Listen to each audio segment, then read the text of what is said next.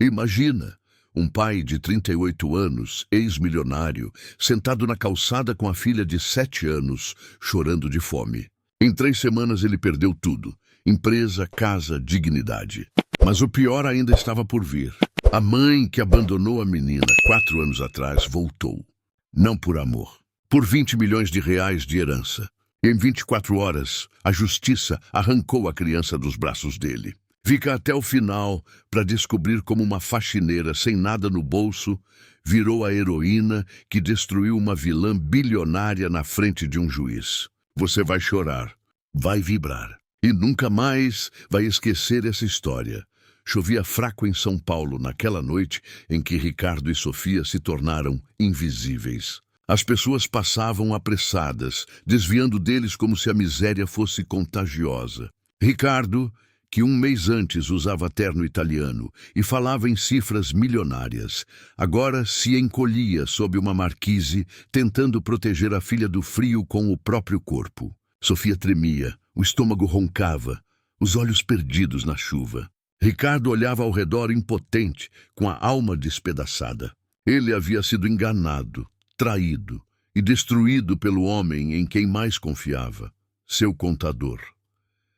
A fome latejava. Sofia chorava baixinho, pedindo pão, sorvete, qualquer coisa. E foi aí que o destino decidiu atravessar o caminho deles na forma de uma mulher simples, de uniforme azul e sapatos gastos. Ana voltava do trabalho na confeitaria, as mãos cheirando a açúcar e detergente. Viu pai e filha na calçada encolhidos, e o coração dela apertou. Lembrou da infância no interior, dos dias em que também dormia com fome. Parou, olhou para o céu como quem pede permissão a Deus, e entrou na padaria da esquina.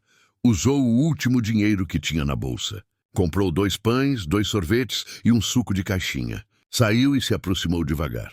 Ricardo se assustou, ergueu o olhar desconfiado. Ana sorriu e estendeu o lanche. Eles estão fresquinhos. Come, moço. A menina precisa, disse com doçura. Sofia hesitou, depois agarrou o pão com as 2 mãos e começou a comer com tanta fome que Ana sentiu vontade de chorar. Ricardo tentou agradecer, mas a voz falhou. Lastes! Eu não tenho como te pagar, murmurou. Ana balançou a cabeça. Eu também não tenho muito, mas hoje é o que eu posso fazer. Aquele gesto simples foi o início de tudo. No meio da cidade que ignora, uma mulher enxergou. Nos dias seguintes, Ana passava sempre pelo mesmo lugar e deixava um pacote de pães, um lanche, uma palavra amiga. Sofia sorria quando a via de longe, chamando-a de tia Ana. O sorriso da menina era como uma faísca de esperança acendendo entre os escombros de uma vida destruída. Ricardo, aos poucos, começava a acreditar de novo que ainda havia bondade no mundo, mas a vida, quando quer testar alguém, não mede esforços. Uma assistente social apareceu. Beatriz Silva, olhar sério, prancheta na mão. Disse que era contra a lei uma criança viver na rua. Deu 15 dias para Ricardo encontrar um lar ou perderia a guarda de Sofia. 15 dias para um homem sem dinheiro, sem emprego e sem endereço provar que era pai o bastante. Ricardo ficou desesperado. Tentou trabalho em todo canto, mas ninguém queria contratar um falido famoso. Capa de jornais por causa do escândalo financeiro. Foi então que Ana fez o impensável. Se quiser, vocês podem ficar lá em casa. É apertado, mas é um teto. Ricardo recusou de início. Orgulho, vergonha, medo de atrapalhar. Mas à noite, ao ver Sofia dormindo no chão molhado, cedeu. A casa de Ana era um quarto simples, com paredes descascadas e cheiro de sabão. Mas havia ali o que nenhum palácio tinha: paz. Sofia se adaptou rápido, ajudava Ana a varrer, ria, chamava os dois para brincar. Ricardo sentia a alma cicatrizar pouco a pouco. Com o tempo, ele conseguiu um emprego modesto num depósito. Trabalhava pesado, voltava exausto, mas sorria ao abrir a porta e ver Sofia correndo para abraçá-lo. Ana o esperava com café quente e conversa leve. O amor, silencioso, começou a nascer entre eles. Um toque no ombro, um olhar demorado, um beijo inesperado. E, de repente, eles não eram mais 3 pessoas tentando sobreviver. Eram uma família. Mas o passado tem o costume cruel de bater à porta quando a felicidade começa a morar de novo. Um dia, Ana atendeu o telefone. Uma voz fria perguntou por Ricardo. Era Carla, a mãe que havia abandonado Sofia. Queria vê-la. Queria reconstruir a relação. Mentira. Na verdade, havia descoberto que a avó de Sofia morrera, deixando uma herança de 20 milhões de reais. Só a mãe teria acesso ao dinheiro se a guarda fosse dela. Carla moveu uma ação na justiça. Disse que Ricardo era um pai irresponsável, um fracassado, um pedinte. Disse que a faxineira com quem vivia era má influência. E conseguiu uma liminar. Em menos de 24 horas, oficiais de justiça bateram na porta e levaram Sofia. Ana caiu de joelhos. Ricardo gritou até a voz sumir. A menina chorava, implorando para ficar. Mas ninguém ouviu. Carla levou Sofia para sua mansão. Mas lá a criança conheceu o verdadeiro abandono. Gritos, portas trancadas, comida jogada de qualquer jeito. Tudo que importava para aquela mulher era o dinheiro. Ricardo e Ana, desesperados, venderam o que tinham para contratar uma advogada chamada Laura, uma mulher que também já havia perdido um filho por causa de uma decisão injusta. A batalha judicial foi dura. Carla usou a mídia, espalhou mentiras, destruiu reputações. Ricardo perdeu o emprego por causa dos boatos. Ana limpava casas chorando em silêncio, juntando moedas para pagar as custas do processo. Mas quando parecia não haver mais saída, surgiu uma prova que mudaria tudo. Vídeos gravados pela empregada de Carla, Helena, mostrando maus tratos e confissões da própria Carla sobre o interesse na herança. No tribunal, as imagens foram exibidas. O silêncio tomou conta da sala. Sofia, com a voz trêmula, disse diante do juiz: "Eu quero morar com meu pai e com a tia Ana." Foi o golpe final. A justiça se fez. Ricardo recuperou a guarda da filha e Carla foi banida de se aproximar. Meses depois, Ricardo tinha emprego novo, apartamento simples e um lar que agora era cheio de risadas e cheiro de pão fresco. Casou-se com Ana numa cerimônia pequena, mas carregada de emoção. Sofia jogou flores e disse que finalmente tinha uma família de verdade. Essa história é um lembrete poderoso de que nem toda riqueza vem do dinheiro. Às vezes ela mora no coração das pessoas simples, que mesmo sem nada, decidem dividir o pouco que têm. Se você acredita que o amor e a bondade ainda podem vencer o egoísmo e a injustiça, se inscreva no canal e venha viver mais histórias assim, cheias de verdade, emoção e esperança. A tarde caía sobre São Paulo com aquele tom cinzento que antecede a chuva. O vento arrastava sacolas, os ônibus lotados cuspindo gente apressada, e ninguém olhava para ninguém. No meio daquela pressa desumana, um homem e uma menina se tornavam parte do cenário, invisíveis, silenciosos, famintos. Ricardo, o ex-empresário, agora era apenas mais um corpo sentado na calçada, abraçando a filha Sofia, como quem tenta protegê-la não apenas do frio, mas da crueldade do mundo. Ela, com o rostinho pálido e os cabelos embolados, tremia dentro do casaco fino. "Papai, tá doendo a barriga de fome", murmurou a menina. Ricardo engoliu seco.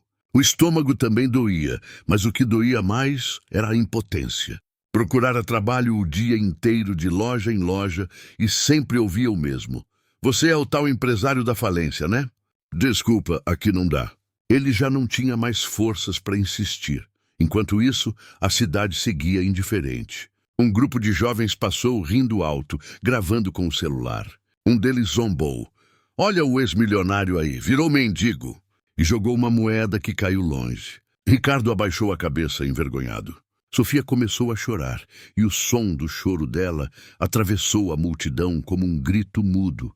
Foi nesse momento que Ana apareceu. Trazia uma sacola de plástico nas mãos, uniforme azul de faxineira e passos cansados. O cabelo preso às pressas, o rosto suado depois de 10 horas de trabalho na confeitaria. Ela tinha apenas 30 anos, mas o olhar de quem já tinha vivido demais. Estava indo para casa quando viu pai e filha ali, encolhidos. Ana parou. Poderia simplesmente seguir adiante. Afinal, ela também mal tinha dinheiro para o jantar. Mas alguma coisa dentro dela se apertou. Lembrou-se da infância no interior, de quando dormia sem comer, do pai que desapareceu e da mãe que fazia milagres com um pão dormido. Ficou alguns segundos observando aquela cena. Depois suspirou e voltou na direção contrária. Entrou numa padaria pequena perto do ponto de ônibus. Pediu 2 pães, um suco e 2 sorvetes. Um luxo que ela própria não se permitia havia meses. O atendente a olhou com desdém quando viu as moedas que ela espalhava no balcão. Ana contou uma por uma, sorriu sem graça e saiu com o embrulho. Do lado de fora, respirou fundo e se aproximou devagar. Ricardo levantou o olhar, surpreso com a mulher parada à frente dele. Ana se ajoelhou, ficou na altura da menina e estendeu o pacote. Oi, linda, toma, come antes que esfrie. Sofia olhou para o pai como quem pede permissão. Ricardo hesitou, orgulhoso, mas Ana falou com firmeza. Não é esmola, moço. É um jantar entre vizinhos da mesma calçada. A frase arrancou um meio sorriso dele. Sofia abriu o pacote e o cheiro de pão fresco se espalhou. Mordeu com tanta fome que até fechou os olhos. Ricardo sentiu os olhos marejarem. Eu não tenho como te pagar, disse a voz embargada. Quem disse que eu quero pagamento? Respondeu Ana. Eu só quero que vocês comam. Eles ficaram ali, comendo em silêncio. Ana observava Sofia sorrir com o sorvete na mão, lambuzando o rosto, e sentia um calor no peito que há muito tempo não sentia. Ricardo, pela primeira vez em semanas, viu a filha sorrir. Era pouco, mas aquele sorriso devolveu um fio de esperança. A chuva engrossou e Ana se abrigou ao lado deles. Conversaram.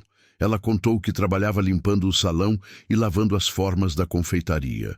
Ricardo, envergonhado, disse apenas que as coisas tinham dado errado. Ana não perguntou mais. Ela sabia que existem dores que não precisam ser invadidas. Quando o ônibus de Ana passou, ela hesitou antes de subir. Olhou de novo para eles, encolhido sob o toldo.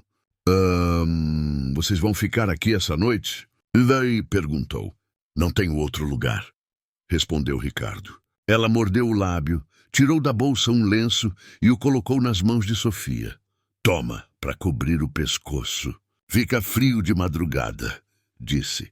Sofia sorriu e agradeceu baixinho.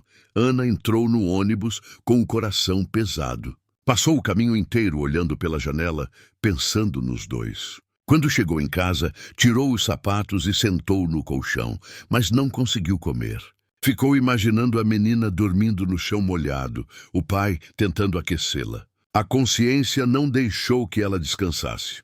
Na manhã seguinte, antes de ir para o trabalho, Ana fez um café e separou um pão com margarina dentro de um saco. No intervalo do almoço, pediu ao padeiro que embrulhasse 2 pães extras e os pagou do próprio bolso. À noite, ao sair, passou novamente pelo mesmo local. Ricardo ainda estava lá.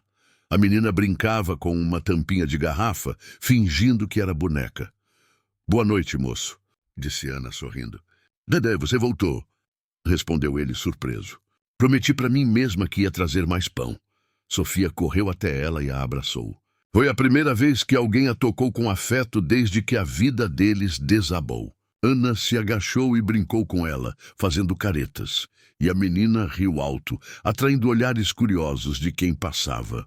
Ricardo olhava as duas e sentia algo se aquecendo dentro do peito. Naquele dia, Ana ficou mais tempo. Contou histórias da infância, de como sonhava estudar enfermagem, mas precisou começar a trabalhar aos 14. Ricardo falou um pouco do passado, da empresa que perdeu, do contador que o traiu, da vergonha que ainda sentia. Ana o escutou sem julgamento. A gente cai, mas o chão também é escola, disse ela, sorrindo. Quando o relógio marcou 9 da noite, ela precisou ir. Deixou com eles uma garrafinha de café e prometeu voltar. E voltou. No terceiro dia, levou cobertores velhos. No quarto, uma marmita com arroz e feijão. No quinto, uma brincadeira. Trouxe o sorvete de novo, Dona Sofia. A menina riu e correu para os braços dela. Em poucos dias, o vínculo se formou como se sempre tivesse existido. Ana passou a ser tia Ana. A mulher simples, de gestos firmes e coração aberto, se tornou a única presença constante na vida daquela criança. E Ricardo começou a perceber algo mais. O jeito como Ana olhava para Sofia, como se a dor da menina também fosse dela. Numa noite especialmente fria, Ricardo a agradeceu, emocionado. Você não sabe o que tem feito por nós. Ana respondeu. Sei sim, eu também já estive no chão. Só não tinha ninguém para me estender a mão. Ela virou as costas e foi embora, mas deixou em Ricardo a sensação de que talvez o destino estivesse lhe dando uma nova chance. Ana não imaginava, mas aquele gesto de bondade, comprar um simples pão e um sorvete, seria o fio de esperança capaz de mudar 3 vidas para sempre. Enquanto o vento varria as ruas da cidade, Sofia adormeceu no colo do pai sorrindo. E Ricardo, pela primeira vez em semanas, fechou os olhos sentindo algo que acreditava perdido. Fé. A fé que voltava no silêncio, no cheiro de pão fresco e na lembrança de uma mulher que enxergou o que o mundo inteiro fingia não ver. A madrugada em São Paulo era fria e o vento que soprava pelas ruas parecia atravessar os ossos. Ricardo acordou antes do sol, como fazia desde que perdera tudo. Estava encostado num muro úmido, o cobertor ralo que Ana havia deixado sobre ele e Sofia. A menina dormia tranquila, o rosto sereno, abraçada a uma garrafa de suco vazia. Ricardo olhou para a filha e por um instante esqueceu o frio. Pensou no quanto ela era parecida com a mãe e o quanto isso ainda doía. Dias tinham passado desde o primeiro encontro com Ana. Ela agora aparecia todas as noites, com um lanche, uma palavra amiga e aquele sorriso que parecia aquecer mais do que qualquer cobertor. Ricardo ainda se envergonhava de aceitar ajuda, mas já não conseguia esconder o alívio que sentia ao vê-la. Sofia também esperava ansiosa. Sempre perguntava, será que a tia Ana vem hoje? Naquela manhã, Ricardo tomou coragem. Pegou uma sacola plástica com os poucos papéis que restavam de sua antiga vida, recortes de jornal, uma foto da antiga sede da empresa, uma pasta com documentos e saiu em busca de trabalho. Passou o dia batendo de porta em porta. Em uma loja de eletrônicos, o gerente o reconheceu. Você não é o Ricardo Tavares? Aquele da Tec Global? Perguntou cruzando os braços. Ricardo assentiu esperançoso. Pois é, uma pena o que aconteceu. Mas não posso contratar alguém envolvido num escândalo desses. Vai espantar os clientes. O homem virou as costas antes que Ricardo pudesse se explicar. A vergonha queimava. Ele caminhou sem destino até parar em frente a uma confeitaria. Pela vitrine, viu Ana limpando o balcão, concentrada com o avental sujo de farinha. Um sentimento misto o invadiu. Gratidão, admiração e um estranho desejo de não ser visto naquela condição. Mas o destino, mais uma vez, não lhe deu escolha. Quando Ana saiu pela porta dos fundos, encontrou Ricardo encostado na parede. Você tá bem? Perguntou. Tô tentando. Respondeu ele com um olhar baixo. Ela entendeu sem precisar ouvir mais. Tirou do bolso uma sacolinha com 2 pães e um pedaço de bolo que o dono havia deixado de lado. Toma, eu ia levar para casa, mas acho que vocês precisam mais. Ricardo abriu um sorriso cansado. Você devia guardar para você. E deixar você e Sofia com fome? Nem pensar. O gesto, simples como sempre, reacendeu nele algo que há muito estava apagado. Enquanto eles dividiam o lanche, a cena começou a mudar. Como se o presente abrisse espaço para o passado voltar e contar sua parte da história. 5 anos antes, Ricardo era o tipo de homem que todo mundo admirava e invejava. Aos 33 anos, comandava uma empresa de tecnologia avaliada em mais de 40 milhões. Morava em uma mansão no Morumbi, dirigia carros importados e era presença constante em revistas de negócios. Tinha ambição, carisma e uma confiança inabalável. Seu braço direito era Paulo Martins, o contador e amigo de juventude. Conheceram-se na faculdade, cresceram juntos no mercado e construíram uma relação de confiança quase fraterna. Paulo cuidava das finanças, dos contratos e, sobretudo, dos investimentos. Ricardo confiava tanto nele que assinava documentos sem sequer ler. Mas por trás dos números, Paulo escondia uma armadilha. Falsificou assinaturas, desviou valores e criou empresas fantasmas. Quando o esquema explodiu, Ricardo foi o único responsabilizado. As provas apontavam todas para ele. Paulo desapareceu, levando milhões, e deixou o ex-amigo com dívidas impagáveis e uma reputação destruída. A imprensa não teve piedade. Manchetes estampavam: milionário da Tech Global investigado por fraude. Clientes romperam contratos, investidores exigiram ressarcimento e em menos de 3 semanas o império desabou. Em casa, a situação foi ainda pior. Carla, sua esposa na época e mãe de Sofia, não suportou o declínio. "Eu não vou viver como pobre", gritou arrastando malas escada abaixo. "Você acabou com a nossa vida." E Ricardo tentou argumentar, mas ela já estava saindo pela porta. Nunca mais voltou. Sofia tinha apenas 3 anos. O banco tomou a casa. Os carros foram apreendidos. E com a falência decretada, Ricardo viu-se sozinho com uma filha pequena e nenhuma perspectiva. Passou a vender o que restava, dormir em abrigos e, aos poucos, se tornou invisível para o mundo. De volta ao presente, Ricardo olhava para o chão, perdido em pensamentos. Ana percebeu o olhar distante e perguntou: "Quer conversar?" Ele respirou fundo. "Eu tinha uma empresa, uma vida boa. Tudo desmoronou. Um amigo me traiu. E o resto você já sabe." Tentou sorrir, mas a dor atravessava a voz. Ana ficou em silêncio. Depois, disse apenas: "Às vezes, Deus tira tudo para mostrar quem realmente fica." Essas palavras ecoaram nele por horas. Naquela mesma tarde, Ricardo voltou à confeitaria para agradecer novamente. Mas o dono, o senhor João, o viu encostar-se à porta e se irritou. "Ei, sai daqui! Vai espantar os clientes!" gritou. Ricardo tentou explicar. "Eu só vim falar com a funcionária, a Ana." "Funcionária?" João soltou uma risada debochada. "Ela não é sua babá, não. Vai arrumar o que fazer, vagabundo." Ana saiu da cozinha nesse momento e ouviu a humilhação. Correu até Ricardo. "Por favor, senhor João, ele não está incomodando ninguém." Mas o patrão foi categórico. "Se eu vir esse sujeito aqui de novo, você está na rua, entendeu?" Ricardo abaixou a cabeça e saiu. Ana ficou parada, com o coração apertado. Horas depois, quando o expediente terminou, ela encontrou um jeito de driblar o medo. Voltou discretamente à confeitaria, pegou 2 pães que iriam para o lixo e correu para o ponto onde sabia que ele estaria. Quando chegou, Ricardo estava sentado no chão, tentando fazer Sofia dormir. "Você não devia ter feito isso", disse ele, vendo o embrulho nas mãos dela. "Devia sim", respondeu Ana firme. "Prefiro perder o emprego do que fingir que não vi." Ricardo a olhou admirado. "Por que você faz isso?" "A maioria das pessoas atravessa a rua para não nos ver. Porque um dia eu também precisei de alguém que não atravessasse." Ele não respondeu. Apenas pegou o pão e dividiu com Sofia. A menina olhou para Ana e sorriu. "Tia Ana, o senhor João brigou com você?" "Brigou um pouquinho", disse ela brincando. Mas o pão venceu. As 3 risadas se misturaram ao som distante da cidade.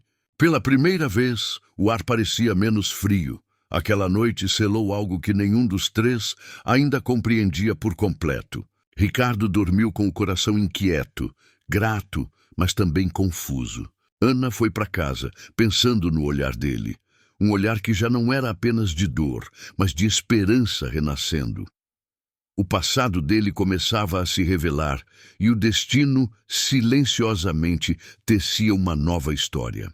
A partir daquele gesto de coragem e empatia, as vidas de Ana, Ricardo e Sofia se entrelaçariam de um jeito que nenhum deles jamais imaginou. Porque às vezes a maior revolução começa com o simples ato de alguém enxergar o outro, mesmo quando o mundo inteiro finge que não há nada para ver.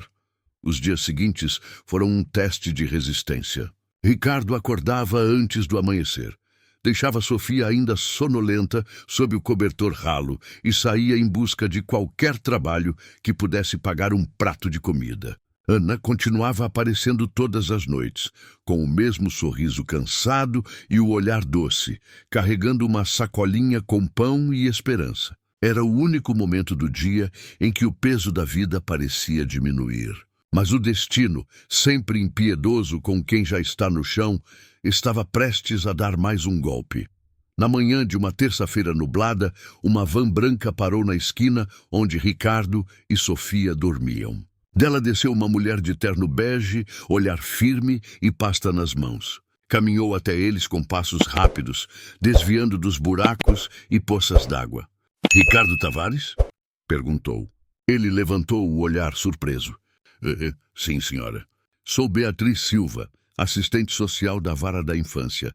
Recebemos uma denúncia sobre uma criança em situação de rua." O coração de Ricardo gelou. "Não, por favor. Nós só estamos passando por uma fase difícil. Eu estou procurando trabalho, juro." Beatriz manteve o tom profissional, mas havia compaixão no olhar. "Senhor Ricardo, eu entendo, mas a lei é clara. Uma criança não pode viver nas ruas. A menina está sob risco. Vou ter que registrar." Sofia, que observava tudo, agarrou o braço do pai assustada. "Pai, o que está acontecendo?" Perguntou com a voz trêmula. "Nada, meu amor." "Tá tudo bem", respondeu tentando sorrir. Beatriz respirou fundo. "Eu não quero tirar sua filha, Sr. Ricardo. Mas se em 15 dias o senhor não tiver um endereço fixo, serei obrigada a levá-la para um abrigo." As palavras atravessaram o ar como um soco. 15 dias. 15 dias para provar que ainda era pai, ainda era homem, ainda tinha valor. Quando a van partiu, Ricardo ficou parado, sem chão. Sofia chorava baixinho e ele a abraçou forte. Nessa mesma noite, Ana chegou. Encontrou os dois calados, o olhar perdido. "O que aconteceu?" perguntou, ajoelhando-se ao lado deles. Ricardo contou tudo, a voz embargada. "Eles vão tirar minha filha se eu não arrumar uma casa. Como eu vou fazer isso sem emprego, sem nada?" Ana ficou em silêncio por alguns segundos. Sentia o coração disparado, como se as palavras já estivessem formadas antes mesmo de ela decidir dizê-las. "Vocês podem ficar lá em casa." Ricardo arregalou os olhos. "O quê?" "Eu moro sozinha. É um quarto simples, mas é limpo e tem um teto. Pelo menos até você conseguir se reerguer." "Eu não posso aceitar isso, Ana. Você já fez demais." "Pode sim."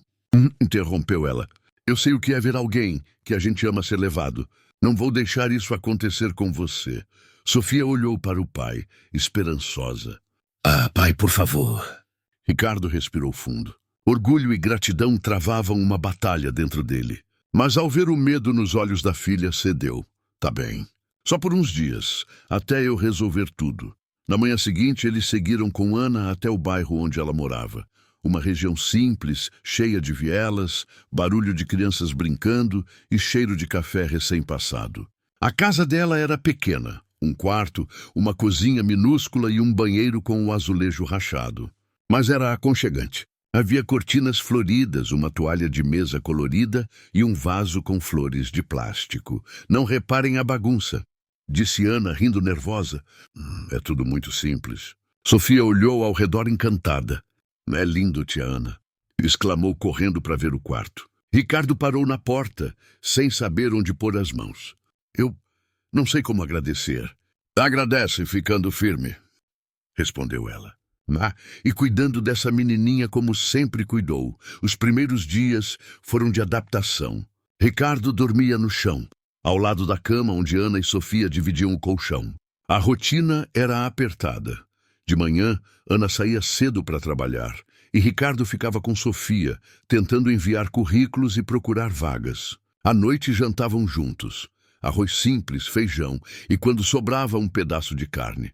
Sofia começou a chamar Ana de tia naturalmente. A casa, antes silenciosa, agora era cheia de risadas e pequenas desordens infantis, lápis de cor espalhados, brinquedos improvisados e o som de histórias antes de dormir.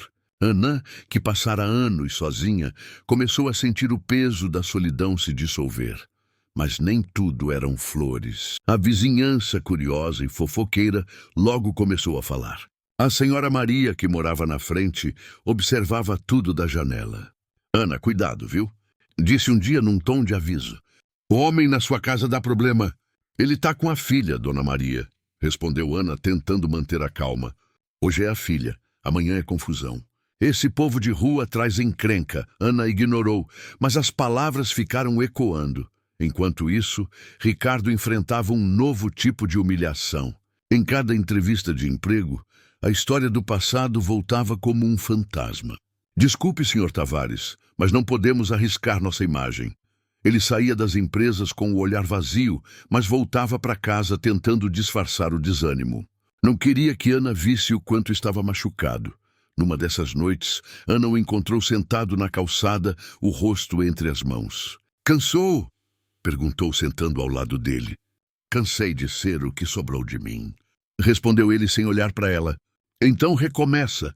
Ah, disse ela com serenidade. Você já caiu. Agora é só levantar. As palavras simples, ditas num tom calmo, atingiram fundo. Ricardo a olhou, e por um instante tudo silenciou. Era como se o mundo inteiro tivesse parado, só para permitir aquele olhar. Não disseram mais nada. Apenas ficaram ali, dividindo o mesmo ar, o mesmo vazio e uma centelha de algo novo que começava a nascer. Nos dias seguintes, Ana ajudou Ricardo a refazer o currículo. Emprestou o notebook antigo da sobrinha, revisou cada frase, corrigiu cada erro. Sofia, enquanto isso, desenhava corações e colava ao redor da mesa. É para dar sorte, papai.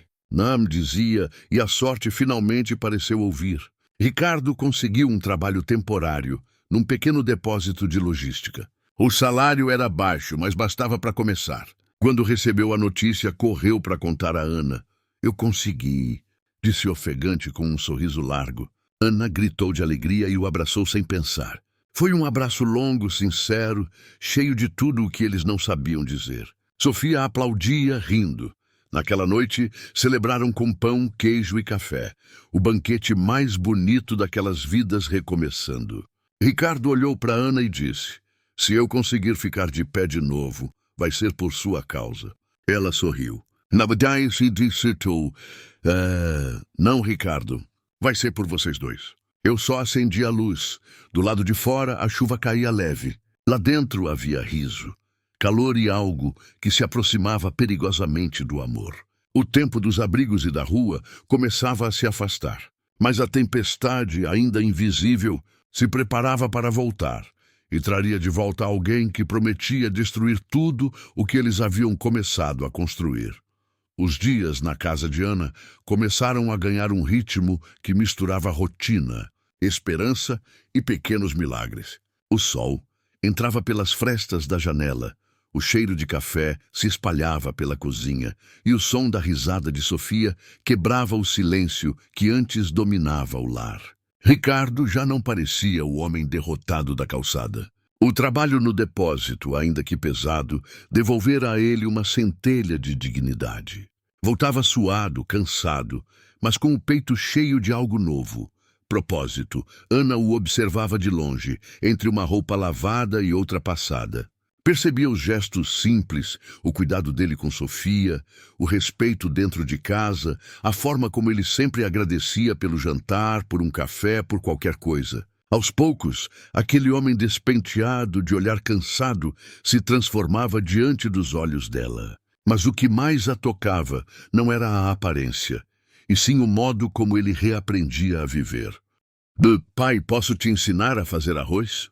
Perguntou Sofia, numa tarde de domingo. Ricardo riu. Acho que é você quem vai me ensinar, né? A tia Ana disse que cozinha é amor, não é, tia? É sim, meu bem, respondeu Ana, sorrindo, mexendo a panela. E o seu pai tem muito amor guardado aí. Só precisa lembrar como usar. O riso preencheu a casa. Era simples, mas verdadeiro. As semanas passaram e a casa começou a mudar. Ricardo consertou o portão enferrujado, pintou as paredes descascadas e, com a ajuda de Sofia, fez uma pequena horta nos fundos. Plantaram cebolinha, alface e até um pé de tomate. Ana assistia, emocionada, ao renascimento de um homem e à criação de um lar que, de repente, parecia também seu. Mas a mudança mais bonita estava acontecendo dentro de cada um deles. Ricardo, acostumado ao luxo e à pressa, começou a descobrir o valor das coisas pequenas, o gosto de uma refeição feita em conjunto, o prazer de ver a filha dormindo tranquila, o som de Ana cantando baixinho enquanto estendia as roupas no varal. Era um novo tipo de riqueza, uma que não dependia de dinheiro, mas de presença. Ana, por sua vez, sentia algo diferente florescer. Depois de anos vivendo para os outros, cuidando de casas que não eram suas, pela primeira vez ela cuidava de um lar que a acolhia também. O vazio que carregava desde a perda dos pais parecia finalmente se preencher. Numa noite fria, enquanto Sofia dormia, Ricardo e Ana ficaram conversando na cozinha, à luz fraca da lâmpada amarelada. Sabe o que eu percebi? And busy to desires to the começou ele. Eu passei metade da vida tentando ser alguém importante. E quando perdi tudo, descobri que o que mais importava era o que não dava para comprar. É sempre assim, respondeu Ana. A gente aprende quando a dor vira professora. Você fala como quem já viveu muito. Eu vivi o bastante para saber que o coração da gente cansa, mas também recomeça. Houve um silêncio leve. Ricardo a olhou, e por um instante o mundo pareceu parar ali, entre o cheiro de café, o vento frio e a proximidade que já não sabiam esconder. No dia seguinte, Ricardo foi chamado pelo chefe. Tavares, seu trabalho é bom. Tem uma vaga fixa abrindo. É sua, se quiser. Ele quase não acreditou. Finalmente, uma chance de estabilidade. A primeira desde que tudo desmoronara. Correu para casa, e quando contou a novidade, Ana soltou um grito de alegria. Sofia pulava no sofá e a casa virou uma festa improvisada. Fizeram um bolo simples e Ana escreveu com açúcar: recomeço. Aquela noite ficou marcada. Ricardo olhou para Sofia dormindo e sentiu que, pela primeira vez em muito tempo, podia acreditar no amanhã.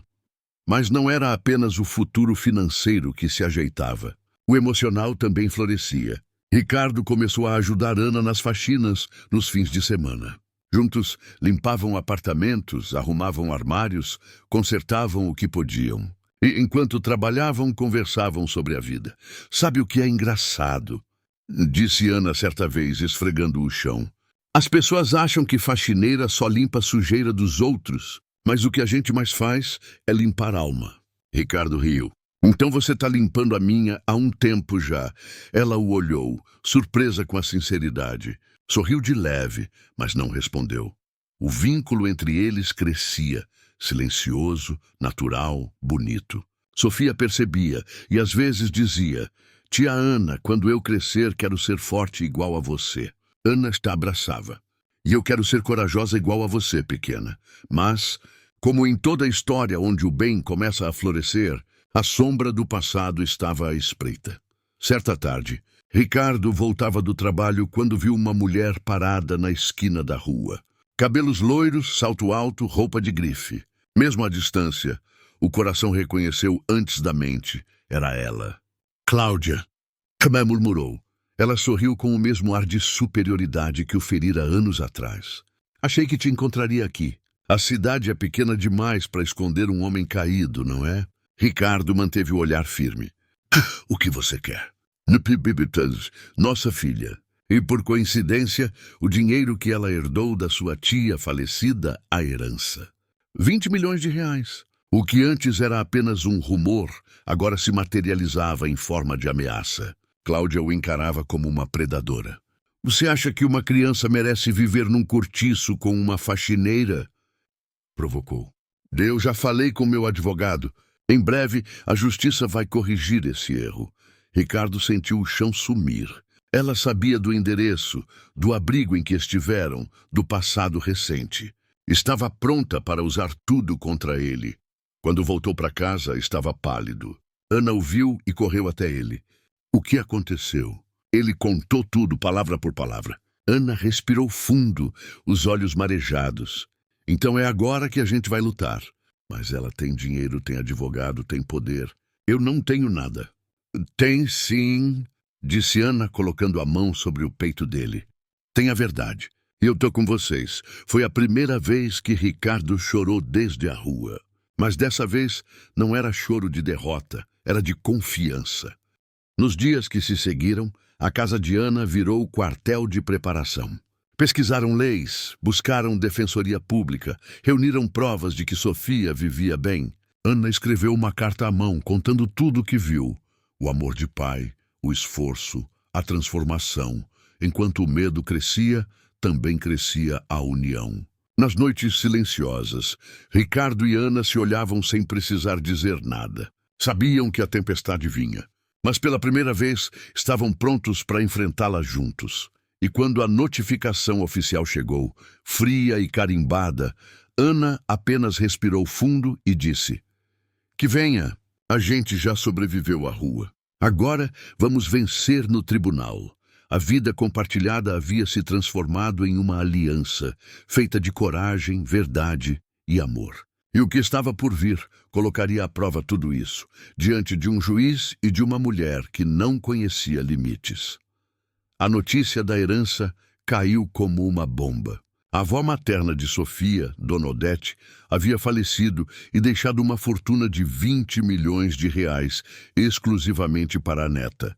Dinheiro que só poderia ser administrado pelo responsável legal da criança. Era a brecha perfeita para Carla. A mãe que sumira 4 anos antes, retornar como uma sombra disfarçada de redenção. Ricardo recebeu a intimação em uma manhã de segunda-feira. O envelope pardo trazia o selo do Tribunal de Justiça e o nome completo dele em letras frias. Por alguns segundos, ficou paralisado. Ana, que lavava a louça, percebeu o silêncio e se aproximou. "O que foi?" "É, um processo de guarda", respondeu ele, com a voz trêmula. Ana secou as mãos e pegou o papel. Leu cada linha com o coração acelerado. Autora Carla Mendes. Requerente, guarda definitiva de menor Sofia Mendes Silva. "Ela quer a guarda", sussurrou Ana indignada. "Ah, depois de tudo, depois de abandonar a filha." Ricardo respirou fundo, sentindo o peso de cada lembrança. Agora não é sobre amor, é sobre dinheiro. Nos dias seguintes, o inferno começou. Carla reapareceu nas redes sociais, publicando vídeos emocionados, cheios de mentiras. Em um deles, chorava diante da câmera. "Quero apenas minha filha de volta. Fui enganada por esse homem que me tirou tudo, até o direito de ser mãe." Os comentários se multiplicaram. Pessoas indignadas, jornalistas curiosos. A história viralizou. Ricardo passou de ex-empresário arruinado a vilão público. O patrão no depósito o chamou para conversar. "Tavares, não dá para manter alguém com esse tipo de exposição aqui. Tá pegando mal para a empresa." "Mas é mentira." "Eu sei, mas o pessoal não quer saber. Foi demitido no mesmo dia." Saiu com a caixa nas mãos, o coração esmagado. Quando chegou em casa, Ana o esperava. "O que foi, Ricardo?" "Perdi o emprego." Ela se aproximou sem hesitar. "Então a gente vai dar um jeito." Como sempre deu, mas Sofia percebeu o peso no ar. Parou de cantar, ficou mais quieta. À noite se encolheu na cama e perguntou baixinho: "Pai, a mamãe vai me levar?" Ricardo engoliu seco. "Nunca, filha. Eu prometo." A promessa ecoou, mas o medo crescia. 2 semanas depois, a liminar chegou. Um oficial de justiça bateu à porta, acompanhado de uma assistente social. O juiz determinou guarda provisória à mãe até o julgamento final, disse o homem, sem olhar nos olhos deles. Sofia chorava, agarrada ao pai. "Oh, eu não quero ir, pai." "Não quero." Ana tentava argumentar. "Isso é uma injustiça. Essa mulher abandonou a menina, mas era inútil. A lei naquele instante estava cega." Carla chegou minutos depois, em um carro importado, vestida como se fosse a dona do mundo. "Que cena deplorável", disse, olhando ao redor com desprezo. A menina vai morar num lugar decente agora." Ricardo tremia, segurando Sofia com todas as forças. "Você não vai fazer isso com ela." "Eu já fiz", respondeu Carla, arrancando a menina dos braços dele.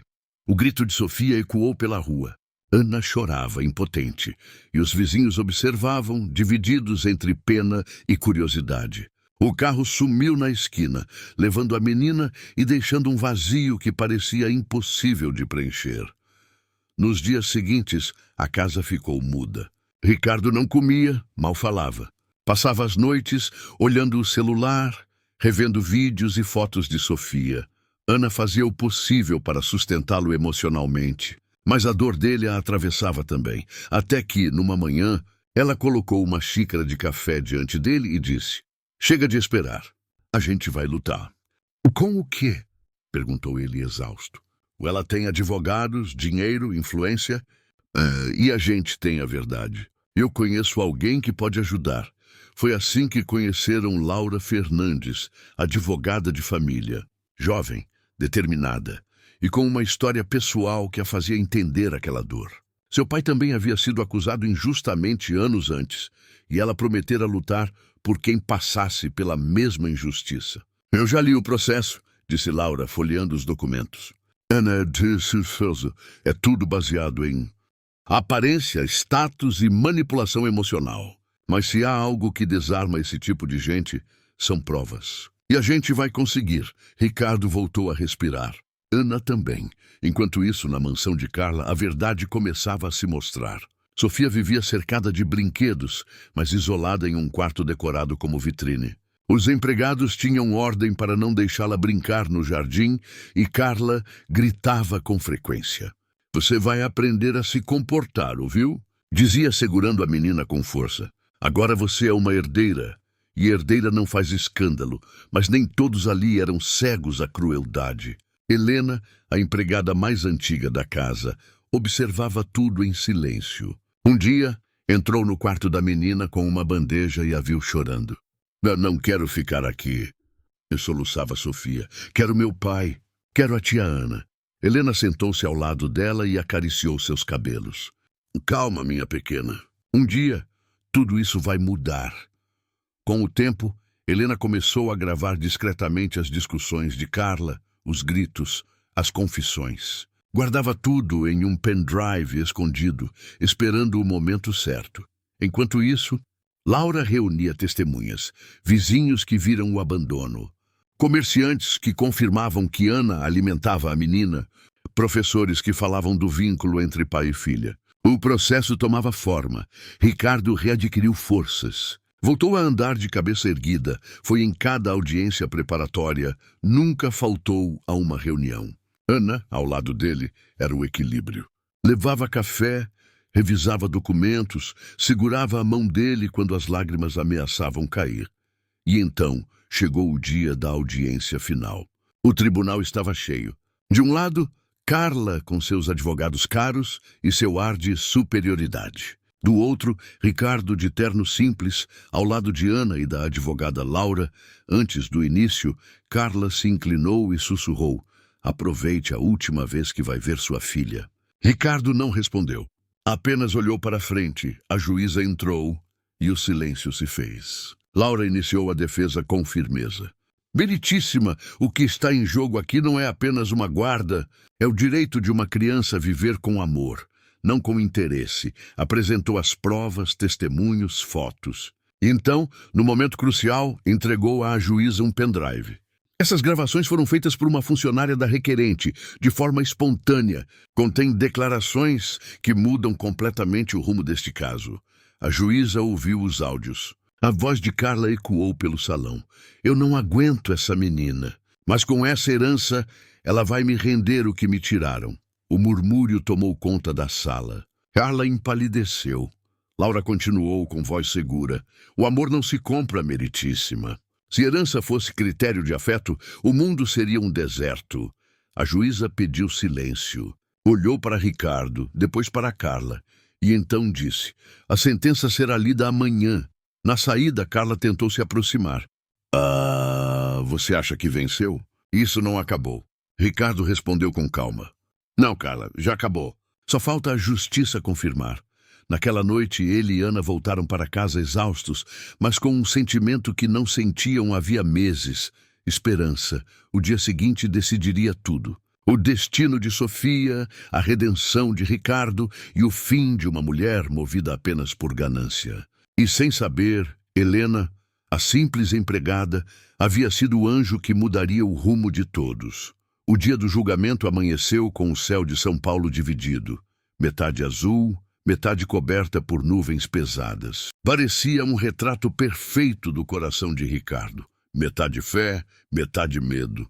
Ele vestiu o mesmo terno simples de sempre, amarrotado nas mangas, mas limpo. Ana ajeitou a gravata, e Sofia, que dormira na casa de uma amiga para protegê-la da tensão, chegaria mais tarde com a advogada Laura. "Tá pronto?" perguntou Ana, tentando esconder o nervosismo. "Pronto não, mas decidido", respondeu ele, apertando a mão dela. O fórum estava lotado. Jornalistas curiosos, influenciadores prontos para transformar o drama alheio em manchete. Carla chegou com um sorriso de vitória, cercada de câmeras e de um advogado que parecia mais preocupado com a própria gravata do que com a justiça. "Vamos resolver isso rápido", disse ela, com aquele tom frio que só pessoas sem coração conseguem usar. Lá dentro, o tribunal parecia respirar mais devagar. A juíza, séria, abriu a sessão e anunciou que havia analisado todas as provas. A voz dela ecoava como um relógio contando os segundos mais longos da vida de Ricardo. O tribunal ouviu as partes, avaliou os depoimentos, as gravações e as condições de ambas as partes envolvidas. Começou ela. Carla ajeitou o cabelo, confiante. Laura apenas observava, serena, com aquele olhar de quem sabia que a verdade, embora atrasada, sempre chega. E conclui que a requerente, Carla Mendes, demonstrou desinteresse real e histórico em exercer a maternidade, agindo movida por fins financeiros. A juíza fez uma pausa. Por outro lado, o réu, Ricardo Tavares, provou vínculo afetivo, estabilidade emocional e suporte familiar. Silêncio total. Ana, na ponta da cadeira, segurou a respiração. Portanto, continuou a juíza, a guarda definitiva de Sofia Mendes Tavares será concedida ao pai, Ricardo Tavares. A requerente está proibida de qualquer aproximação até o fim da investigação criminal por alienação e maus tratos. Por um segundo, ninguém se moveu. Depois, um som de choro baixinho quebrou o silêncio. Era Ana. Ricardo a olhou, sem conseguir dizer nada. As lágrimas escorriam, mas o sorriso aparecia. Era o fim da dor. A juíza se levantou e o barulho dos aplausos começou tímido, vindo dos cantos da sala. Um repórter, uma funcionária, depois todos. Até a segurança sorriu. Sofia entrou correndo na sala, trazida por Laura. "Pai!" gritou ela, pulando no colo de Ricardo. Ele a segurou com força, como quem segura o próprio coração. "Eu prometi que nunca iam te levar de mim. E promessa é promessa." Carla, furiosa, levantou-se e saiu tropeçando em seus próprios saltos, seguida pelos flashes das câmeras, que agora não a tratavam mais como vítima, mas como vilã. Na saída do fórum, Ricardo e Ana foram cercados por jornalistas. "Senhor Ricardo, como o senhor se sente?" "Me sinto vivo de novo", respondeu ele, sorrindo. "Mas o verdadeiro milagre não foi ganhar a guarda. Foi encontrar quem acreditasse em mim quando nem eu acreditava mais." Ele olhou para Ana e ela entendeu o que aquele olhar queria dizer. O amor, finalmente, podia respirar sem medo. Nos dias que se seguiram, a vida voltou a se ajeitar. Ricardo conseguiu um novo emprego. Dessa vez, como supervisor em uma transportadora que valorizava histórias de superação. Ironicamente, a mesma empresa que antes o rejeitara. Ana continuava com suas faxinas, mas agora estudava à noite para concluir o ensino médio. Sofia, mais sorridente do que nunca, enchia a casa de desenhos, colando corações nas paredes e escrevendo: "Família Tavares em Ana." Com o tempo, o pequeno quarto de Ana ficou pequeno demais. Um dia, Ricardo chegou com uma surpresa. "Fecha os olhos", disse ele. Ela obedeceu. Agora abre, diante dela, um apartamento modesto, mas cheio de luz. 2 janelas grandes, varanda com plantas, e no canto da sala, Sofia pulando no sofá novo. "A gente conseguiu", disse ele, emocionado. Nossa casa. O casamento veio simples, bonito, cheio de risadas, Ana usava um vestido branco emprestado, e Sofia levou as alianças vestida de amarelo com flores no cabelo. Quando o juiz de paz perguntou se ele aceitava, Ricardo respondeu sem hesitar: aceito. Mas, na verdade, já aceitei faz tempo. A festa foi improvisada no quintal. Os vizinhos trouxeram comida. Laura apareceu com um bolo enorme e até Helena, a empregada que gravara as provas, veio do interior. Em você, nada disso teria acontecido, disse Ana, abraçando-a. Helena sorriu. Às vezes, Deus coloca a gente em lugares difíceis só para enxergar o que é certo. E o tempo seguiu seu curso. Um ano depois, Ricardo e Ana abriram uma pequena padaria no bairro, batizada de Doce Recomeço. Sofia desenhou o logo, um pão e um coração juntos. O negócio deu certo. Virou ponto de encontro da vizinhança. As pessoas iam lá não só pelo café, mas para ouvir a história da família que renasceu do nada. Ricardo atendia os clientes com um sorriso que misturava humildade e vitória. Ana fazia os bolos e distribuía gentilezas como quem distribui sol. E Sofia corria entre as mesas ajudando como podia, com a alegria de quem sabe que o amor venceu. Certa tarde, um cliente curioso perguntou: "Vocês venderam muito para ficarem assim felizes, hein?" Ricardo riu. O segredo não está nas vendas, amigo. Está em quem ficou do nosso lado quando ninguém mais ficou." O homem sorriu. E Ana completou: "E no café que a gente faz com amor, claro." Os três riram, e o som daquela risada parecia encerrar um ciclo. Mas, antes de encerrar a noite, Ricardo fez algo que ninguém esperava. Pegou o celular, gravou um vídeo e colocou sobre o balcão. "E se você chegou até aqui, é porque acreditou que o bem ainda vence. Essa história é para lembrar que mesmo quando o mundo te vira as costas, sempre existe alguém disposto a te estender a mão. Às vezes, essa pessoa chega varrendo o chão, com um sorriso simples e uma coragem gigante." Ele olhou para Ana e Sofia, que riam no fundo, e completou: "E se você quer acompanhar mais histórias como essa, histórias que aquecem o coração e mostram que o amor é a maior força que existe, vem com a gente. Se inscreve no canal, faz parte dessa família. Prometo que aqui todo final é de verdade e cheio de esperança." O vídeo terminou com Sofia correndo e abraçando os dois, e a câmera tremendo, enquanto captava aquele instante de pura felicidade. A padaria Doce Recomeço fechou as portas naquela noite com o letreiro piscando e o aroma de pão fresco no ar. Lá fora, as luzes da cidade cintilavam, e no céu, as nuvens finalmente se abriram, revelando um luar sereno, como se o universo inteiro sorrisse junto com eles. Porque, no fim das contas, a vida pode até desabar. Mas quando o amor decide reconstruir, nem a maior tempestade é capaz de apagar o brilho de um recomeço.